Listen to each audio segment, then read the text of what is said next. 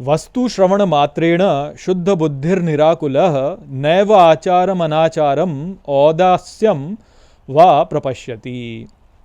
नमस्कार मित्रों, ये जो श्लोक है ये अष्टावक्र गीता के 18वें अध्याय का 48वां श्लोक है, जिसे हम आज गहराई से समझेंगे। तो आइए सबसे पहले इसके अर्थ को समझते हैं। तो जो श्लोक है वो कहता है, वस्तु श्रवण मात्रेण, अर्थात वस्तु के सुनने मात्र द्वारा ही शुद्ध बुद्धिर निराकुलः, अर्थात शुद्ध बुद्धि आकुल नहीं होती। नैवाचारम अनाचारम, अर्थात न ही आचार अनाचार, औदास्यम व प्रपश्यति, अर्थात तथा उदासीनता को देखती है। तो यहाँ पर अष्टावक्र जनक महाराज से कहते हैं कि वस्तु के सुनने मात्र द्वारा ही शुद्ध बुद्धि जो है वह आकुल नहीं होती और न ही वह आचार अनाचार तथा उदासीनता को देखती है। तो यहाँ पर हमको जो है यही बात बताई जा रही है कि जो हमारी अवस्था है वह स्वतः ही वास्तव में शांत और समता में है वास्तव में। और जो ये हमारे भीतर जो विषमता उत्पन्न हो गई है वह विषमता उत्पन्न ही इस कारण से हुई है क्योंकि हमने जो है जो महत्वपूर्ण नहीं है उसको हमने महत्व दे दिया। कि जैसे कोई वस्तु है, मान लीजिए, अब उस वस्तु जो को यदि हम महत्व दें, उसके प्रति हम आकुल हों, तो उस आकुलता के द्वारा ही या तो हम उसकी ओर आचरण करेंगे या हम उसकी ओर अनाचरण करेंगे या उसकी ओर उदासीन होंगे। जैसे मान लीजिए कि आपको लड्डू अच्छा लगता है, तो लड्डू यदि आपके सामने रखा जाए तो आपका जो है उसकी ओर आचरण होगा कि भाई मैं इसको भोग लूँ। मान लीजिए आपको करेले की सब्ज़ी अच्छी नहीं लगती, तो आप जो है करेले की सब्ज़ी को देखेंगे और बोलेंगे यार ये तो बेकार है, मुझे अच्छी नहीं लगती, तो उसकी ओर आपका अनाचरण होगा।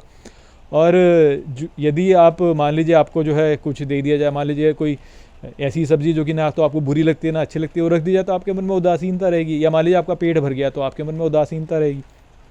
तो ये जो होता है हमारा कि किसी एक पक्ष में जाना, या तो आचरण में जाना या तो अनाचरण में जाना या तो उदासीनता में जाना, ये जो है ये अपने आप में आकुलता को उत्पन्न करता है। आपको कोई वस्तु अच्छी लगती है तो आप उसकी ओर आकर्षित होते हैं, कोई वस्तु अच्छी नहीं लगती तो उसकी ओर उससे दूर जाते हैं, या कोई वस्तु आपको बोर मारती तो आप उसकी ओर उदासीन हो जाते हैं। तो ये जो है ये आचरण अनाचरण और उदासीनता जो है ये होता ही इस कारण से क्योंकि हम पक्ष लेने वाले होते हैं।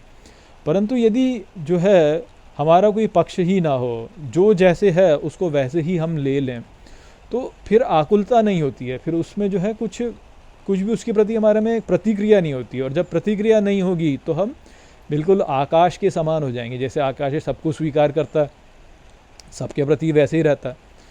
तो वो वाली बात है जो कि यहाँ पे बताई जा रही है कि जो शुद्ध बुद्धि है, शुद्ध बुद्धि जो है उसमें कोई पक्ष नहीं होता है, वह किसी पक्ष की ओर नहीं जाती है, वह सबको स्वीकार कर लेती है, सबके प्रति समान रहती है।